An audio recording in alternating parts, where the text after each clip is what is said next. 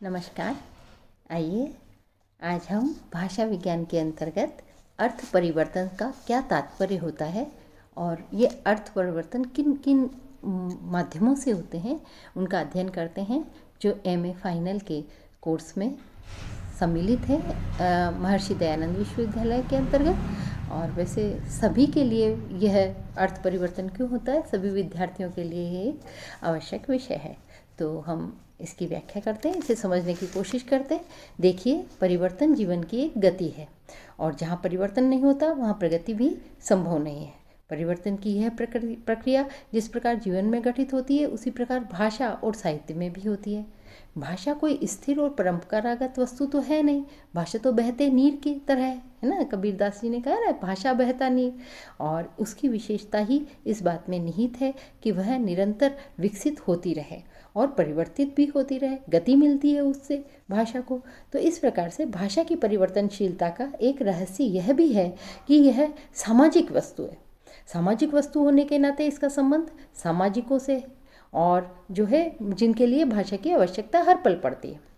तो सभी प्रकार की भाषाओं में यह स्थिति हालांकि होती नहीं है, लेकिन जहाँ विकास रहता है वहाँ तो परिवर्तन होना ही होना है।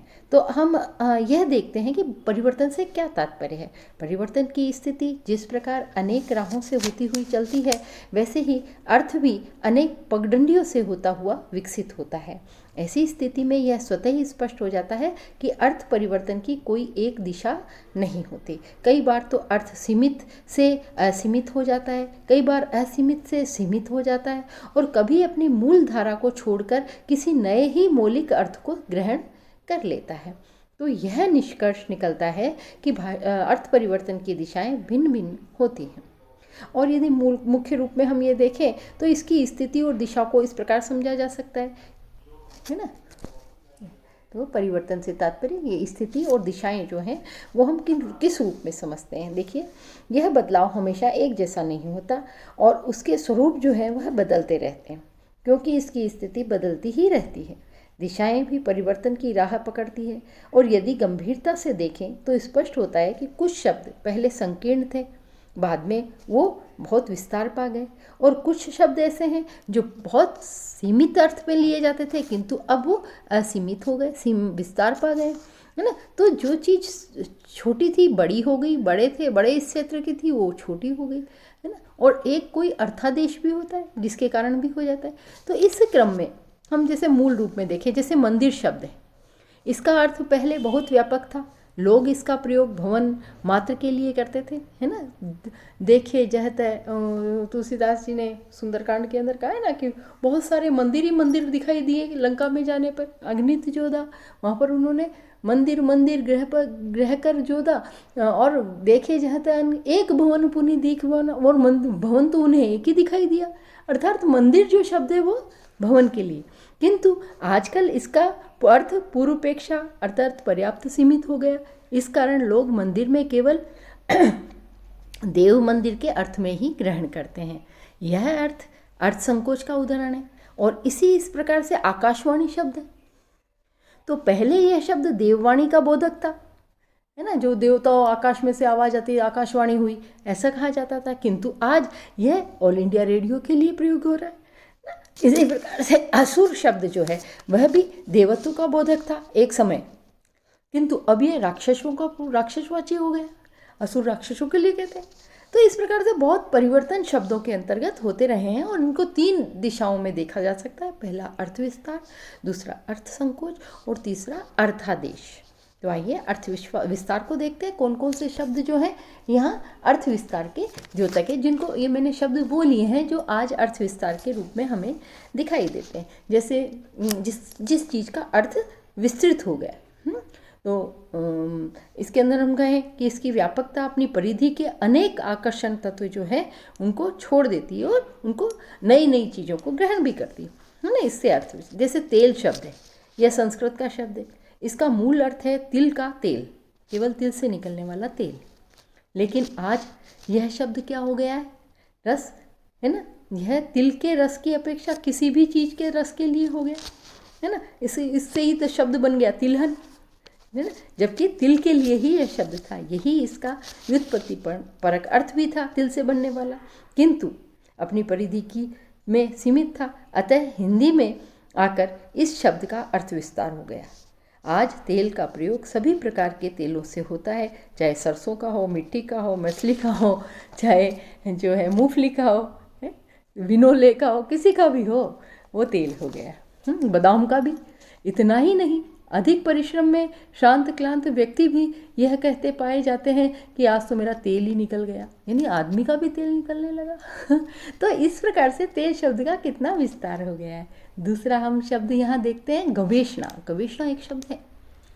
गवेषणा का क्या अर्थ होता है? देखिए, गवेषणा का मूल शब्द जो है वह गाय की ऐषणा से मिला है। जब गाय जो है वो शब्द अर्थ सभी प्रकार की खोजों से संबंधित। जब गाय, पहले तो गाय मूलधन थी, गाय इधर उधर चली जाती थी, तो उसको ढूंढने के लिए जो कार्य किया जाता था वह गवेषणा कहलाता था। लेकिन आज गाय की खोज अर्थात गौण हो गया ये शब्द तो, और आज गवेषणा शब्द हो गया है किसी नई चीज़ की खोज करना, नया प्रयोग करना, नया शोध करना, ये भी गवेषणा के अर्थ में है। तो ये गवेषणा शब्द भी विस्तार पा गया है। हम तीसरा शब्द देखते हैं प्रवीण। ठीक है, तो प्रवीण भी ऐसे, पहले क्या होता था, लोगों के अंदर कला की रुचि थी, तो जो वीणा बजाने में बहुत श्रेष्ठ होता था, बहुत अच्छी वीणा बजाता था, वह प्रवीण कहलाता था। लेकिन आज वीणा जो क्या हो गया, प्रवीण शब्द क्या हो गया, किसी भी काम में माहिर व्यक्ति हो, चाहे वो चोरी में ही हो, चाहे अन्य किसी भी कार्य में हो, वो जो है वह शब्द प्रवीण शब्द उसके लिए आ गया है ना। किसी भी क्षेत्र में जो पारंगत है वह प्रवीण कहलाता है। ऐसे ही कुशल शब्द है। तो कुशल आश्रम में रहते थे, तो संस्कृत में कुशल किसे कहते हैं? जो कुश लाने में योग्य होता था। अच्छे कुश, क्योंकि घास पर सोया करते थे, घास पर बैठा, घास का बड़ा प्रयोग था, तो घास जितनी अच्छी तरह से कुश लेकर आता था वह कुशल होता था। लेकिन आज कुशल शब्द इसी प्रकार प्रवीण का ही समानार्थी बन गया कि जैसे प्रवीण है वैसे ही कुशल है, श्रेष्ठ भी, जिस काम में श्रेष्ठ है वही कुशल हो गया है। इसी प्रकार मैं एक शब्द और बताती हूँ, विभीषण। अब विभीषण शब्द क्या है आप जानते हो, रावण का छोटा भाई था। लेकिन विभीषण तो एक सामान्य काम सा शब्द था, पर विभीषण शब्द आज एक लाक्षणिक शब्द बन गया। कैसे? क्योंकि जो भी आज ऐसे अपने घर की बात को बाहर जाकर कहता है, घर का भेदी लंका ढाए वाली बात है ना, घर की बात को बाहर जाके कहता है, अरे विभीषण है ये तो, घर की बात को बाहर कह रहा है ना। इसी प्रकार से विभीषण ही नहीं, बहुत सारे शब्द बन गए। रावण, दुष्ट कार्य करने वाला रावण हो गया। इसी प्रकार जयचंद है ना, सबसे बड़ा धोखेबाज जयचंद कहा जाता है, जिसको जैसे पृथ्वीराज के समय उसने विदेश विद्रोहियों को अपने देश के लिए आमंत्रण कर दिया था, तो जयचंद हो गया। ऐसे नारद, इधर की बात इधर करने वाले जो है वो नारद कहलाते हैं। सीता, सावित्री है ना, केकेयी, ये नाम भी इसी प्रकार अर्थ विस्तार पा गए हैं। तो हमें समझ में आया ना अर्थ विस्तार क्या होता है, जिसके अंदर एक शब्द पहले तो किसी और शब्द अर्थ में प्रयुक्त था, आज उसके अर्थ को विस्तार पा दिया, सब भी पूरे व्यापक क्षेत्र के अंदर वो प्रयुक्त होने लगा है। अगला देखते हैं हम अर्थ संकोच। तो जहाँ विस्तार पाने लगे वहाँ कई शब्द ऐसे थे जो पहले बहुत विस्तृत थे, लेकिन आज एक शब्द विशेष के लिए आने लगे हैं। जिस प्रकार से हम एक गोई शब्द ले, मैंने तो यहाँ नहीं दिया है, लेकिन गो शब्द, गो किसका, गाय का प्रतीक होता है। लेकिन यह अर्थ मूल रूप में पर्याप्त व्यापक था, किंतु पहले जब शब्द था ना, तो उस समय परिवर्तन के साथ साथ ये शब्द एक गाय के लिए आज प्रयुक्त होने लगा। उस समय गो शब्द बहुत व्यापक था, मतलब दान के लिए भी और या लेने देने के लिए भी बहुत सारे अर्थों में गम धातु से प्रयुक्त होता था, ये शब्द निर्मित था और इसीलिए ये व्यापक था। अब अगला शब्द देख लीजिए आप, जलज। जल से उत्पन्न जलज होता है, लेकिन आज जलज किसके लिए होता है? विशेष रूप से कमल के लिए। तो अर्थ संकोच हो गया ना। जलज, जल से उत्पन्न कोई भी चीज़ है वो जलज है, पर आज कमल के लिए। ऐसे विद्यार्थी हो गया, जो भी विद्या का अर्जन करता है, विद्या को ग्रहण करता है, वह विद्यार्थी हुआ करता था। उसकी उम्र नहीं होती थी। लेकिन आज विद्यार्थी, स्कूल में पढ़ने वाले या छात्र विशेष के रूप में विद्यार्थी शब्द व्यक्त हो गया है। हम एक तीसरा शब्द देखते हैं, सभ्य। अब देखिए, सभ्य कैसे निर्मित हुआ था शब्द? जो सभा में बैठता था या सभा में बैठने योग्य व्यक्ति सभ्य कहलाता था। लेकिन आज सभा में बैठने का अर्थ नहीं है सभ्य। आज तो सभ्य सभ्य नहीं कहलाता है तो कौन कहलाएगा? आज सभा में बैठने वाला व्यक्ति भी अगर अशिष्टता करता है तो उसे सभ्य नहीं कहेंगे। विधानसभा में भी देख लो, ऐसे असभ्य लोग हो गए, कहते हैं ना हम कई बार। तो सभ्य शब्द एक रूढ़ हो गया है, एक व्यक्तिगत यानी एक खास गुण को लेकर जो व्यक्ति है वह सभ्य कहला रहा है, अर्थ संकोच हो गया। इसी प्रकार मंदिर शब्द मैंने पहले व्याख्या कर ही दी है कि मंदिर शब्द एक खास जगह के लिए जो है वो प्रयुक्त होने लगा है, जहाँ देवता की मूर्ति रखी जाती है उसे देव मंदिर कहलाते हैं। ठीक है, तो अगला हम तीसरी जो, अब ये भी एक अर्थ संकोच के अंदर हमें एक चीज़ ये भी देखनी होगी कि अर्थ संकोच किन कारणों से होता है। जैसे इसके अंदर प्रमुख चीज़ें होती है, एक तो विशेषण, विशेषण के कारण से अर्थ संकोच होता है। विशेषण तो जानते हो ना, जिसमें जो जिस चीज़ की विशेषता बताता है। जैसे गुलाब शब्द कहने से किसी भी रंग के गुलाब का बोध हो जा सकता है, किंतु यदि हम लाल गुलाब कहें तो केवल लाल रंग का ही अर्थ निकलता है ना।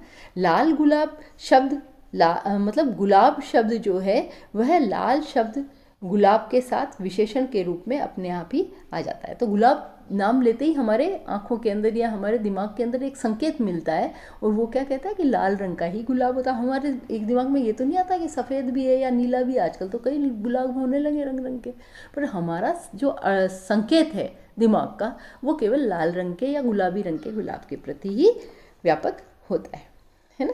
तो इस प्रकार से, जैसे इसी प्रकार से हम आयुर्वेद के अंदर भी कई शब्दों को ले सकते हैं, जैसे वृद्धि है ना। तो वृद्धि शब्द क्या है? बड़ा होने के लिए है, पर वहाँ पर जो है वो किसके लिए हुआ? औषधि के लिए हो गया। इस चीज़ से इस चीज़ की, जैसे वात की या पित्त की या इनकी वृद्धि होती है तो वो उसके लिए हो गया। ऐसे ही रस शब्द लीजिए ना। अब रस शब्द क्या है? रस शब्द जो है आम रूप से आम के रस या गन्ने के रस के लिए आता है, लेकिन हमारे हिंदी साहित्य में तो रस बिल्कुल अलग है, मनोभावों के लिए आता है।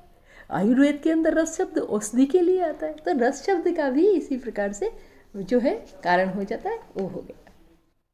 ऐसे ही नामकरण के लिए भी है, तो नामकरण भी जो है वो अर्थ संकोच का एक माध्यम बनता है, क्योंकि नामकरण के कारण भी अर्थ संकोच होता है। जैसे किसी नदी विशेष का नाम जो है वो सोन नदी है ना, लाल रंग की नदी थी, और जब नाली के आधार पर, यह जल की नाली के आधार पर इसका प्रयोग होता था। आज यदि हम सोन के बदले रक्त या लोहित का प्रयोग करें तो उसका प्रयोग वह अर्थ नहीं देता। ऐसे ही विंध्याचल है, विंध्य अचल जो हिल नहीं सकते, लेकिन एक पूरी पर्वत श्रृंखला ही विंध्याचल पर्वत के नाम से प्रसिद्ध हो गया। अचल नाम तो, अचल तो कोई भी चीज़ हो सकती है, लेकिन वो पर्वत विशेष के लिए संकोच हो गया उस शब्द का। तो इस प्रकार से यह होता है। अगला जो है वह हम देखते हैं, तीसरा मैंने बताया था इसका अर्थ परिवर्तन का अर्थादेश। तो अर्थादेश के अर्थ और आदेश दो शब्द मिलकर बना हुआ है। आदेश शब्द का अर्थ है परिवर्तन। तो अर्थादेश में न तो अर्थ विस्तार हो रहा है न अर्थ संकुच होता है, ये तो पूरी तरह ही बदल जाता है। कहने का तात्पर्य है कि अर्थादेश अर्थ परिवर्तन की वह दिशा है जिसमें पहले तो शब्द किसी विशेष अर्थ में आता था, किंतु आज पूरी तरह से बदल गया है। उदाहरण के लिए हम देखें, वेदों के अंदर असुर शब्द जो था उसका प्रयोग देवताओं के लिए होता था, किंतु धीरे धीरे यह शब्द राक्षसों के लिए हो गया। आकाशवाणी मैंने अभी पहले बताया देवताओं की वाणी थी, लेकिन आज यह ऑल इंडिया रेडियो हो गया, है ना। इसी प्रकार साहस शब्द है, पहले डकैती और बुरे काम करने वालों का वाचक था, किंतु आज अच्छे काम करने वाले भी साहसी हो गए। इस प्रकार ये क्या हो गए? पूरी तरह से परिवर्तित जो अर्थ हो गए, अर्थ को किसी विशेष आदेश के द्वारा परिवर्तन कर दिया गया है ना। तो यहाँ आदेश हो गया। इसी प्रकार से अर्थादेश के अर्थ का बिल्कुल रूप बदल जाता है, और यह बदला हुआ रूप दो प्रकार का होता है। पहले तो यह कि उस कुछ शब्द का अर्थ ही बुरा था, बाद में अच्छा हो गया, और दूसरा यह है कि पहले अच्छा था और बाद में बुरा हो गया, है ना। तो ये जो है अर्थादेश क्यों हुआ? देखो, ये इसके अंदर कहीं तो अर्थ का उत्कर्ष हो गया और कहीं अर्थ का अपकर्ष हो गया। दो चीज़ें दी है ना मैंने इसमें। तो ये है अर्थोत्कर्ष किस प्रकार से हुआ। देखिए, हम जानते हैं कि अच्छे अर्थ में लगता है जब हम उसे अर्थोत्कर्ष कहते हैं। उदाहरण के लिए साहस है, मैंने अभी बताया। व्याभिचारी है, व्याभिचारी के लिए प्रयुक्त होता है, किंतु आज इस तारीफ के लिए होता है। इस प्रकार कपट पहले चिथड़े के रूप में प्रयुक्त होता था। कपट, पट शब्द है ना, वस्त्र, वो कपट शब्द होता था। किंतु अब इसका विकसित शब्द क्या हो गया? कपड़ा, जो कीमती और कीमती वस्त्र का पर्यायवाची हो गया, कपट से कपड़ा हो गया, है ना, लेकिन हो गया। इसी प्रकार से फिरंगी शब्द है। फिरंगी भारतीय या बंदी शब्दों को भी राजनीति के दावपेच के उन्नत अर्थ में प्रयुक्त किए गए। फिरंगी बाहर से आने वाले लोग, लेकिन आज जब भारतीय भी बाहर से आ रहा है तो उसके लिए भी फिरंगी कहने लगे। इसमें देश के मनोविज्ञान का बड़ा हाथ होता है। यह ध्यान देने योग्य तथ्य है कि शब्दों का अर्थोत्कर्ष इतना नहीं होता जितना अपकर्ष होता है। अर्थोत्कर्ष तो कुछ ही शब्दों का हुआ, लेकिन अपकर्ष ज़्यादा हुआ। अब अपकर्ष क्यों हुआ? इस शब्द के अंदर सत या उत्कर्ष अपकर्ष की ओर बढ़ता है।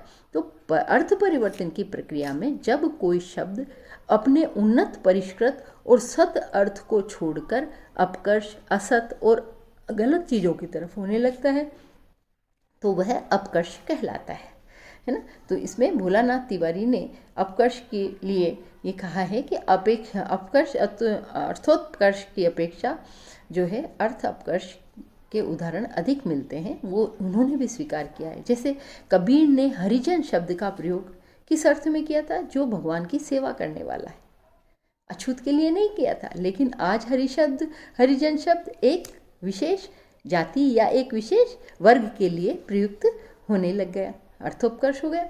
ऐसे ही जुगुप्सा शब्द था, जहाँ गुप धातु होती है, जिसका प्रयोग पहले छिपाने के लिए होता था, लेकिन अब जो है इसका अपकर्ष हो गया। कैसे? जुगुप्सा किसको कहते हैं? वह चीज़ जो घृणा पैदा करे उसे जुगुप्सा कह दिया। इसी प्रकार लिंग का पुराना अर्थ लक्षण था, तो धीरे धीरे वह विशेष हो गया। बहुत सारे शब्द जो हैं वह इसी प्रकार हो गए, है ना। जिस प्रकार से मैं आपको बताऊं, पंडित शब्द विद्वान का वाचक था, किंतु कालांतर में अपकर्ष हो गया और आज पंडित मूर्खों को भी कहने लग गए और ढोंगियों को विशेष रूप से कहने लग गए, है ना। तो महाजन शब्द किसका था? जो श्रेष्ठ व्यक्ति होता था वो महाजन हो गया, लेकिन आज जाति विशेष के लिए महाजन हो गया है। तो आज महाराज कहते थे, राजा महाराजा होते थे उनको महाराज कहते हैं, आज खाना बनाने वाले को महाराज कहते हैं, है ना। तो ये शब्द क्या है? अपकर्ष है। तो इस प्रकार से हम देखते हैं कि हिंदी जो है भाषा में जो परिवर्तन होता है ना, तो भाषा के परिवर्तन की से हम कहें कि क्या तात्पर्य है। यानी भाषा परिवर्तन की स्थितियाँ और दिशाएं जो है 3 रूप में मुख्य रूप से मिलती है और उसकी विशेषताएं हमने देखी। धन्यवाद।